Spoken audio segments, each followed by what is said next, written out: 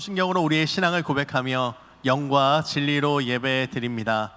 나는 전능하신 아버지 하나님 천지의 창조주를 믿습니다. 나는 그의 유일하신 아들 우리 주 예수 그리스도를 믿습니다. 그는 성령으로 잉태되어 동정녀 마리아에게서 나시고 본디오 빌라도에게 고난을 받아 십자가에 못 박혀 죽으시고 장사된 지 사흘 만에 죽은 자 가운데서 다시 살아나셨으며 하늘에 오르시어 전능하신 아버지 하나님 우편에 앉아 계시다가 거기로부터 살아있는 자와 죽은 자를 심판하러 오십니다. 나는 성령을 믿으며 거룩한 공교회와 성도의 교제와 죄를 용서받는 것과 몸의 부활과 영생을 믿습니다. 아멘. 할렐루야. 우리 다 함께 박수하시면서 주님을 경배하고 찬양하기 원합니다. 언제나 우리를 지키시고 보호하시는 주님, 그 주님을 바라봅니다. 우리 함께 박수하시면서 기쁨으로 그 주님을 찬송하며 나아가겠습니다.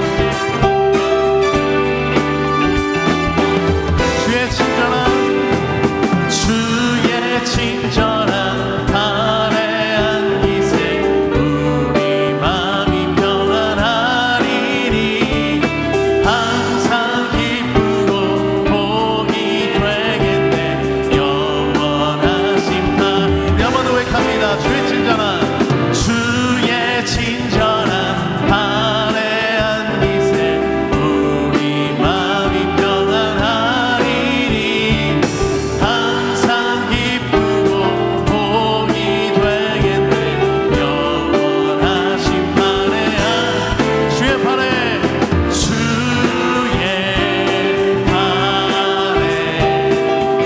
되신 발에 안기세 주의 발에 영원하신 발에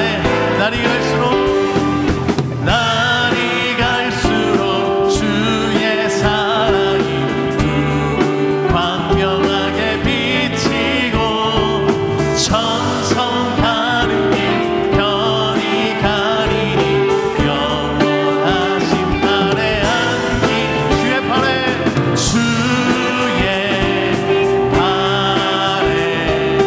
계신 발에 안기세 주의 발에 영원하신 발에 안기세. 아멘.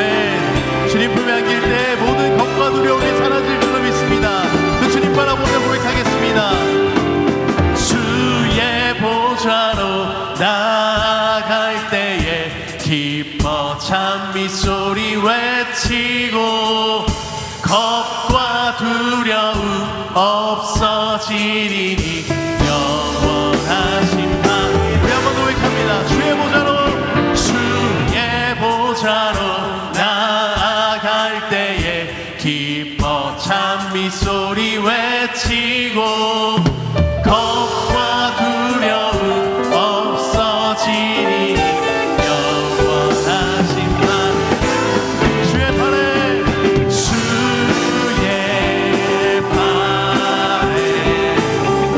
계신 발에 안기세 주의 발에 영원하신 우리 한번 노래합니다.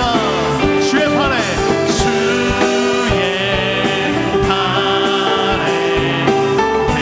계신 발에 안기세 주의 발에 영원하신 발에 안기세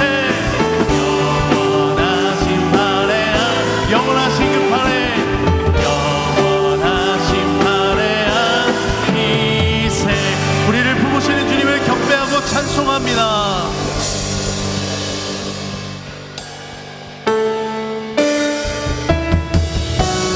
세상이 알 수도 줄 수도 없는 평화가 우리 주님 안에 있습니다. 그 평안을 누리길 원하며 함께 이 찬양의 고백을 드리겠습니다. 주는 평화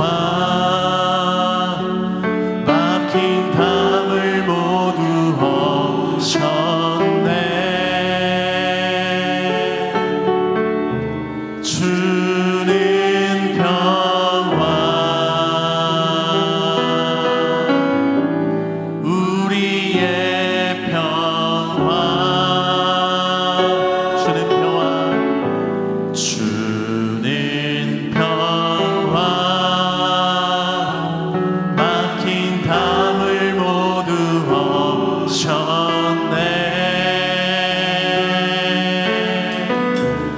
주는 평화 우리의 평화 우리 함께 염려다 맡기라 염려다 맡기라 주가 돌보시니 주는 평화 우리의 평화 우리 한 번 더 염려다 맡기라 염려다 맡기라 주가 돌보시니 주는 평화 우리의 평화 오늘 우리 안에 모든 염려와 근심과 걱정을 내려놓고 주님 바라보기 원합니다. 주는 평화 주는 평화 맡긴 담을 모두 엎으셨네 주는 평화 우리의 평화 주는 평화 주는 평화 막힌 담을 모두 엎으셨네 주는 평화 우리의 평화 염려다 맡기라 염려다 맡기라 주가 돌보시니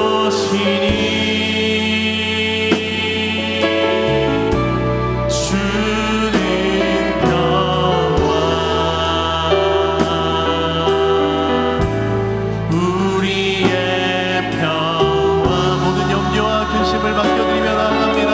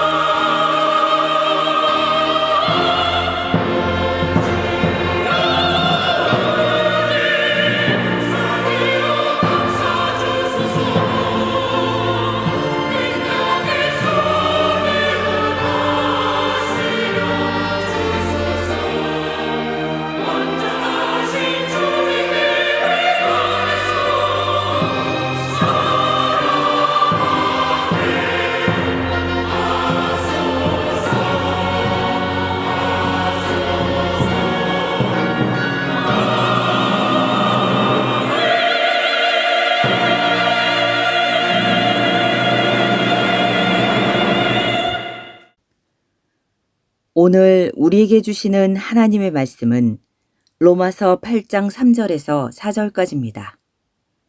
율법이 육신으로 말미암아 연약하여 할 수 없는 그것을 하나님은 하시나니 곧 죄로 말미암아 자기 아들을 죄 있는 육신의 모양으로 보내어 육신의 죄를 정하사 육신을 따르지 않고 그 영을 따라 행하는 우리에게 율법의 요구가 이루어지게 하려 하심이니라. 이것은 주님의 말씀입니다. 아멘. 성경의 66권 어느 하나 소중하지 않은 책이 없습니다.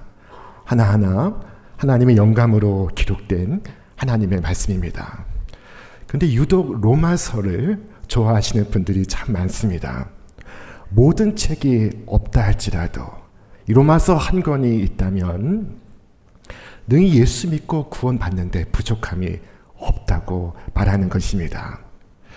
과연 수많은 죄인들이 이 말씀을 통하여 하나님 앞에 나왔습니다. 죄인이 주님 앞에 나와 무릎 꿇고 눈물을 흘렸습니다. 낙심하였던 심령들이 이 말씀 앞에서 다시 소생함을 경험하였습니다. 우리는 이 여름 로마서 말씀을 연속 묵상하고 있습니다. 이 로마서 가운데 본문 제8장은 로마서 속에서도 그 절정에 해당이 됩니다. 율법이 끝내 할 수 없었던 것을 하나님께서 능히 하셨다는 말씀입니다. 여러분 건강검진을 받아보셨습니까? 요즘 이것이 제법 큰일입니다. 며칠 동안 조심해야 하고 먹는 것도 신경 써야 하고 전날 밤에는 물조차 마시지 않습니다. 쓴 약을 자주 먹고 준비해야 합니다. 그리고 이 검사 저 검사 몇 시간에 걸쳐서 검사를 진행합니다. 그리고 나서 몇 주 뒤에 서류 봉투 하나가 도착합니다. 검사 결과지인 것입니다. 종이 몇 장 속에는 내 몸의 정보가 다 담겨 있습니다. 콜레스테롤의 수치는 어느 정도이며 혈압은 어떻고 또 간 수치와 골 밀도까지 정확하게 기재가 되어 있습니다. 어떤 항목에는 빨간 글씨로 기재되어 있습니다. 정상 범위를 벗어남, 재검 요망. 결과지는 정확합니다. 나보다 나를 더 잘 알고 있습니다. 내가 무엇을 먹었는지, 내가 얼마나 활동하였는지, 혹은 하지 않았는지 그 모든 것을 보여주고 있습니다. 근데 참 이상한 일이 있습니다. 이 결과지를 아무리 오래 쳐다보아도 결과는 바뀌지 않습니다. 수치는 내려가지 않습니다. 그것을 냉장고 문에 걸어두고 혹은 내 지갑에 넣어놓고 혹은 머리맡에 두고 자도 마찬가지입니다. 결과지가 병을 고쳐준 일은 세상에 단 한 사람도 없습니다. 결과지가 하는 일은 결과를 알려주는 것이지 고쳐주는 것이 아닌 것입니다. 결과지에게 치료를 기대하는 것은 처음부터 잘못된 것입니다. 이것이 결과지뿐이 아닙니다. 여러분, 도로를 한참 주행하다 보면 길 위에 카메라가 있는 것을 볼 수 있습니다. 그 카메라는 참 정확합니다. 몇 킬로미터를 초과했는지, 몇 분 몇 초에 통과했는지, 그 시간 분초까지 찍어서 며칠 뒤에 우편으로 정중하게 배달해 줍니다. 그 속에 있는 사진까지 담겨 있습니다. 변명할 여지가 없습니다. 그런데 여러분, 그 고지서 한 장 받고 운전 습관이 바뀐 분이 있으십니까? 저는 별로 못 봤습니다. 대개는 카메라가 보이면 잠깐 발을 떼었다가 카메라를 지나치면 다시 밟기 시작합니다. 카메라는 나를 찍을 수는 있어도, 나를 고발할 수는 있어도 나를 변화시키지 못합니다. 나를 새 사람 되게 하지 못합니다. 오늘 사도 바울이 율법에 대하여 하는 말씀이 정확히 이것입니다. 율법의 원칙은 단순합니다. 이것을 행하라, 그리하면 살리라. 저것을 행하지 말라, 그렇지 않으면 벌을 받으리라. 명료합니다. 그러나 이 원칙으로 사람을 새롭게 하지 못합니다. 돌처럼 굳어버린 심장을 다시 뛰게 하지 못합니다. 율법은 무엇이 잘못되었는지를 명확하게 보여줍니다. 그러나 거기까지입니다. 사람을 새롭게 하지 못합니다. 사람을 변화시키지 못합니다. 사람을 바꾸는 것은 율법이 아닙니다. 왜 율법이 우리를 고치지 못할까요? 1987년 하버드 대학교의 심리학 교수 데니얼 웨그너는 한 가지 실험을 진행했습니다. 아주 단순한 실험입니다. 참가자들에게 방에 앉혀놓고는 5분 동안 머릿속에 떠오르는 생각을 말하게 했습니다. 단 한 가지 조건이 있었습니다. 흰 곰만은 생각하지 마시오. 혹시 흰 곰이 떠오르거든 그 앞에 놓인 종을 치십시오. 결과가 어땠을까요? 종소리가 매 1분마다 울려 퍼졌습니다. 아무도 흰 곰을 이기지 못했습니다. 율법이 하지 말라고 하면 육신은 더 하고 싶어집니다. 이를 두고 성경은 육신이 연약하다고 말씀하고 있습니다. 자, 여러분, 육신이 하는 일들을 보십시오. 육체의 일은 분명하니 곧 음행과 더러운 것과 호색과 우상 숭배와 주술과 원수 맺는 것과 분쟁과 시기와 분냄과 당 짓는 것과 분열함과 이단과 투기와 술 취함과 방탕함과 또 그와 같은 것들이라. 율법은 이것을 하지 말라, 이것을 행하면 벌을 받으리라 명령하지만 사람은, 특히 육에 속한 사람은 그 경고를 듣고서도 오히려 그것을 더 행하고 싶어집니다. 그 속에서 즐거움을 얻습니다. 그러므로 사람들에게 율법 그 이상의 무엇이 필요한 것입니다. 자, 바울은 오늘 그것을 설명하고 있습니다. 사람의 마음을 새롭게 하고 바꾸려면 경고보다 더 큰 것이 필요합니다. 자, 오늘 본문은 율법이 할 수 없었던 것을 하나님은 어떻게 행하셨는가에 대하여 설명하고 있습니다. 자, 하나님께서 하신 일이 무엇입니까? 첫째, 하나님은 자기 아들을 죄 있는 육신의 모양으로 보내셨습니다. 그리스도는 우리의 죄를 위하여 보내심을 받았습니다. 예수님은 죄가 없으셨으나 죄인의 자리에 서셨습니다. 하나님의 공의는 죄를 그냥 지나치실 수 없었습니다. 우리의 죄는 처벌되어야 했습니다. 그래서 예수 그리스도께서 오신 것입니다. 예수 그리스도께서 나의 죄를 친히 담당하시고 내가 받아야 할 고난을 대신 받으신 것입니다. 아버지, 저들을 사하여 주옵소서. 자기들이 하는 것을 알지 못함이니이다. 그분은 그분의 원수까지도 구원하시기 위하여 오신 것입니다. 그러나 사람의 죄는 소리쳤습니다. 그를 십자가에 못 박으라. 그를 십자가에 못 박으라. 죄가 얼마나 악한지, 얼마나 고집스러운지 주님께서 직접 비유로 말씀하셨습니다. 어느 날 포도원을 농부들에게 맡기고 떠난 한 주인이 있었습니다. 열매가 거둘 때가 가까우자 주인은 소출의 얼마를 받으려고 종을 보냈습니다. 그러자 농부들은 그 종을 심히 능욕하였습니다. 주인은 다른 종을 보냈지만 이번에 농부들이 그 종을 때렸습니다. 심지어 다른 종을 돌로 치기까지 했습니다. 마침내 주인은 말했습니다. 내 아들을 보내야겠다. 그들이 내 아들은 존대하리라. 그러나 농부들의 대답은 이것이었습니다. 이는 상속자니 자, 죽이고 그의 유산을 차지하자. 사랑하는 여러분, 이것이 바로 죄입니다. 죄는 법을 어기는 데서 멈추지 않고 법을 제정하신 이를 없애고자 합니다.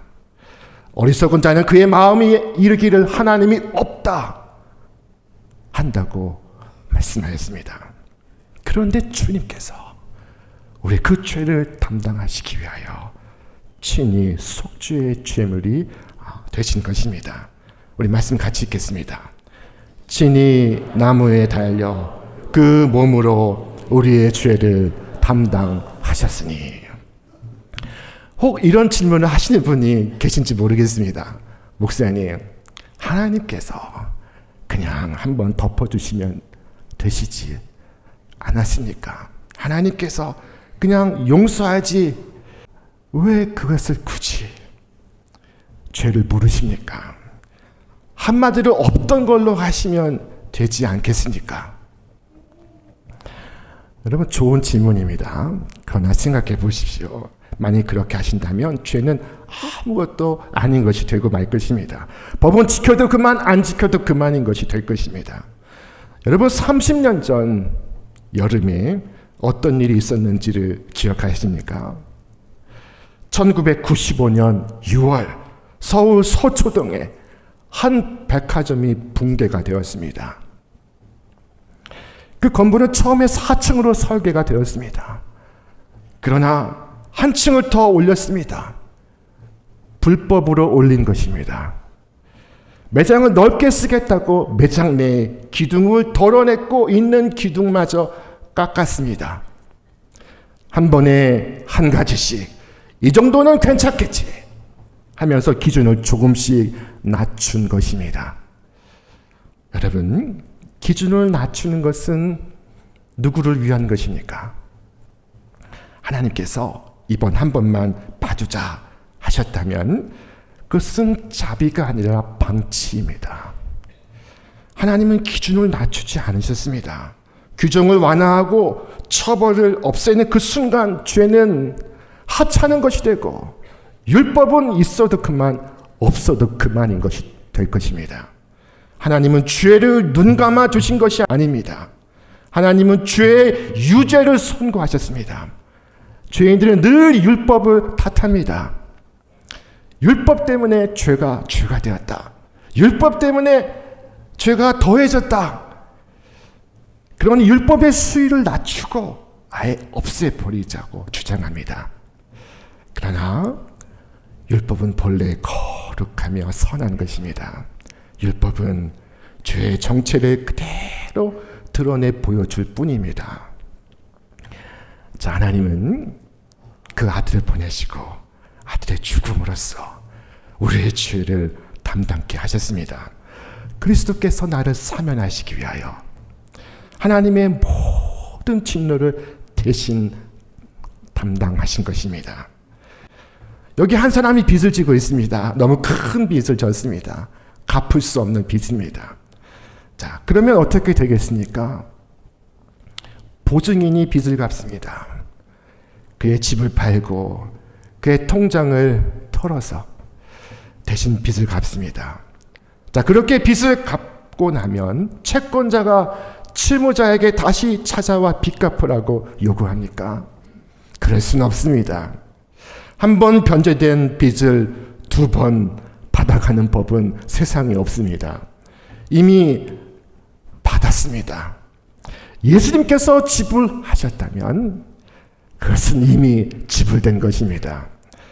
내가 다시 지불해야 할 것은 없습니다. 성경은 이것을 두고 이처럼 말씀합니다. 우리 함께 읽겠습니다. 그러므로 이제 그리스도 예수 안에 있는 자에게는 결코 정죄함이 없나니 우리의 빈 문서에, 갚을 수 없는 문서에 완납이라는 도장이 찍혔습니다. 그런데 우리가 받은 것은 사면만이 아닙니다. 거기에는 석방도 포함되어 있습니다. 두 말이 비슷하지만 서로 다른 말입니다. 사면은 벌을 면해주는 것이요, 석방은 풀어서 자유케 해주는 것입니다. 벌은 면했는데 여전히 감옥 안에서 고통받는 사람들이 있습니다. 여전히 죄책감이라는 감옥에 갇혀있는 이들이 있습니다. 여전히 죄의 종로를 타는 이들이 있습니다.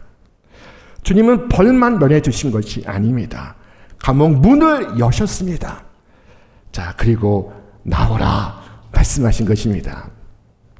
1863년 1월 1일 링컨 대통령은 노예 해방을 전국에 선포하였습니다.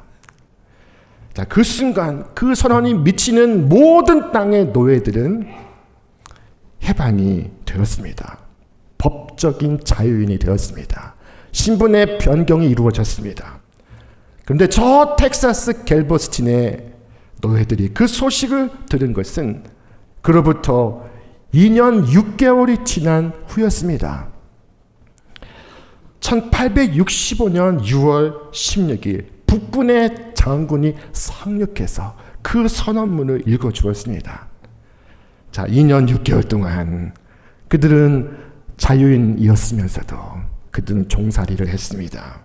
밭을 갈고 눈치를 보고 주인의 채찍 소리에 온몸을 움츠렸습니다. 신분이 바뀌었는데 소식이 그들에게 전해지지 않았습니다.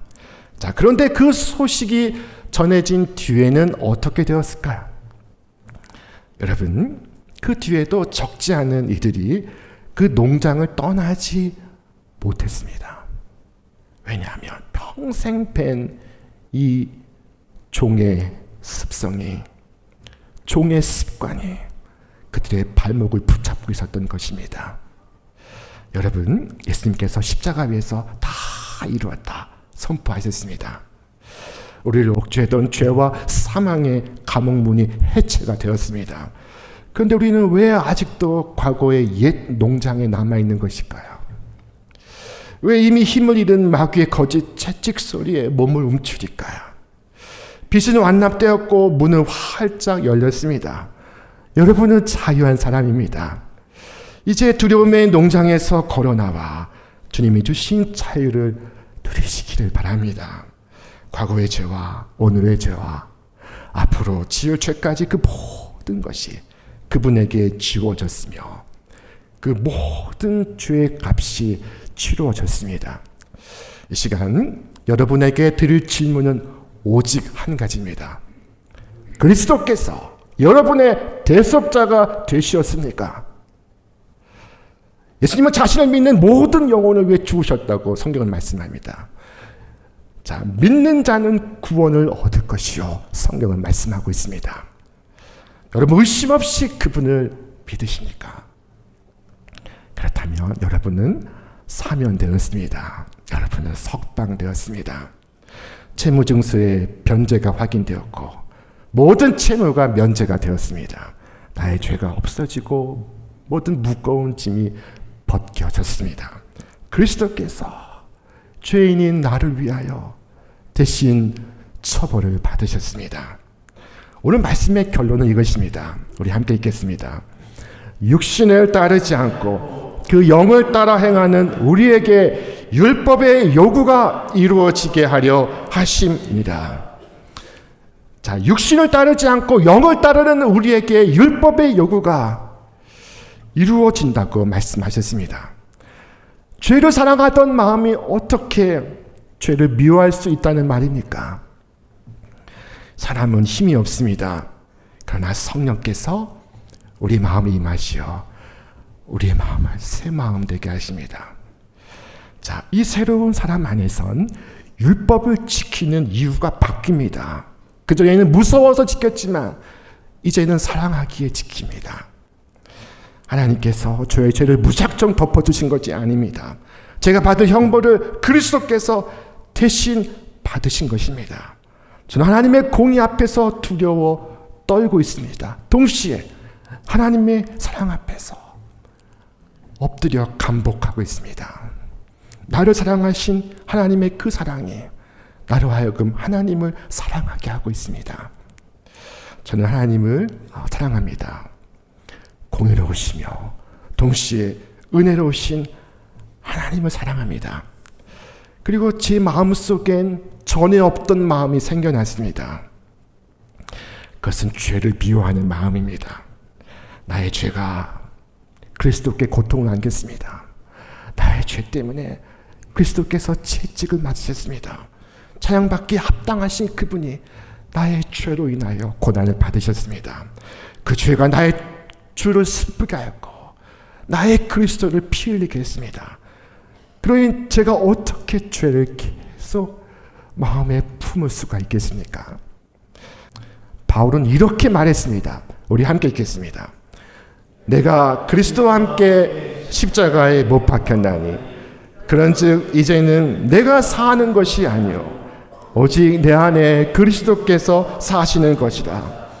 이제 내가 육체 가운데 사는 것은 나를 사랑하사 나를 위하여 자기 자신을 버리신 하나님의 아들을 믿는 믿음 안에서 사는 것이라.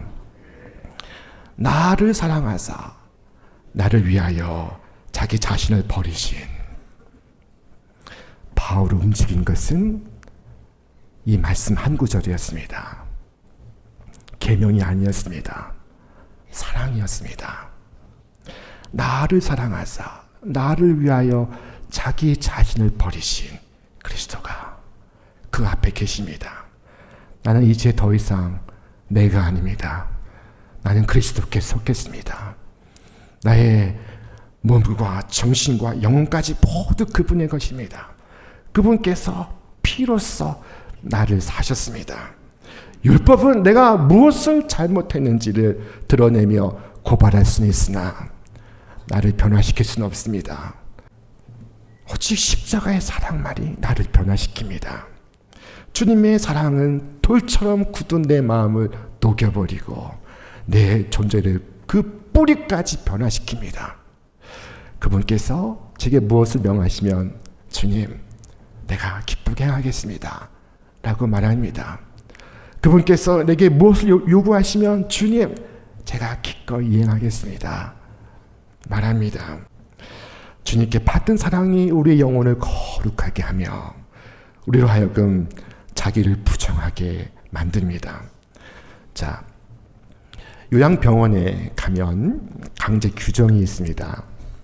몸을 움직이지 못하는 어르신들을 위하여 매 2시간마다 그 자세를 바꾸어 주어야만 하는 규정입니다.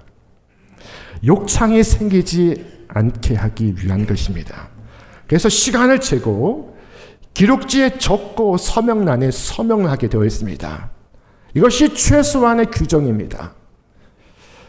그런데 어머니를 모시고 사랑하는 딸은 그 2시간을 세지 않습니다. 기록지도 없습니다. 서명란도 없습니다. 그럼에도 어머니 뒤척이는 소리에 눈을 뜨고 어머니 신음소리에 자리에서 벌떡 일어납니다. 밤새 몇 번을 깼는지 일어났는지 그조차 셀 수가 없습니다. 누가 시켜서가 아닙니다. 규정이 있어서가 아닙니다. 그 사람이 내 사랑하는 어머니인 것입니다. 여러분, 규정이 사람을 움직이게 할 수는 있어도 규정이 그로 하여금 그 밤을 세우게 하지 못할 것입니다. 그것은 사랑입니다. 율법이 못한 그 일을 사랑이 하고 있습니다. 성령의 불로 타오르는 그 사랑이 거룩함을 추구하는 내 삶의 원동력입니다. 이것이 영을 따라 행하는 삶입니다. 오늘 말씀의 결론은 바로 이것입니다.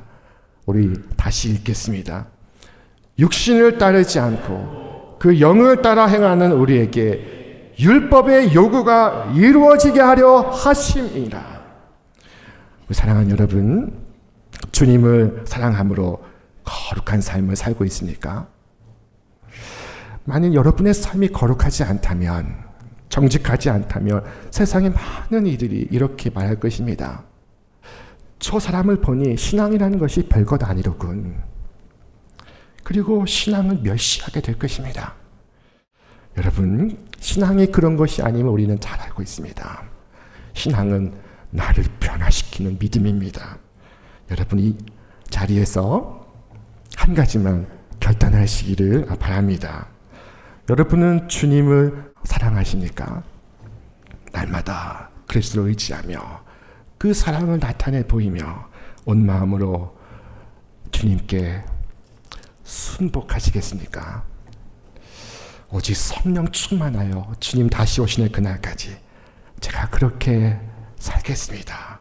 기도하며 결단하는 이 8월에 신촌의 모든 성도들 위해 주님의 한없는 은혜와 자비가 이제와 영원토록 함께 하시기를 주의 이름으로 축원합니다. 축원합니다. 이제는 우리 구주 예수 그리스도의 은혜와 하나님의 사랑과 성령의 역사하심이 오늘 8월을 시작하며 거룩한 사랑으로 주님께 온전히 순복하는 신촌의 모든 성도들 위해 저들의 이 땅의 가정과 일터 위에 그리고 이 나라와 이 민족 위에 이제로부터 영원토록 함께 없시기를 간절히 축원하옵나이다. 아멘.